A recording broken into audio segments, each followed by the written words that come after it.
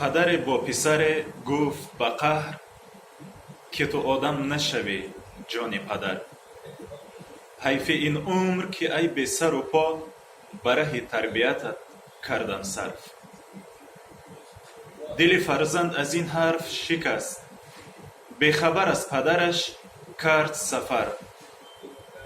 رنج بسیار کشید و بعد از آن زندگی گشت به کامش چو شکر.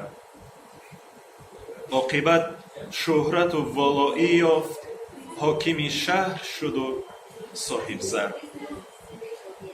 چند روز بگذشت و بعد از آن امر نمود به احضار پدر. پدرش آمده از راه دراز نزد حاکم شد و بشناخت پسر. پسر از غایت خودخواهی و کبر نظر افکند به سر و پای پدر.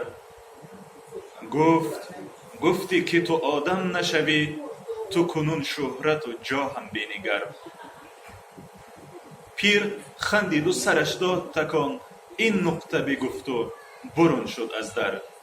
من نگفتم که تو حاکم نشوی، گفتم آدم نشوی جان پدر.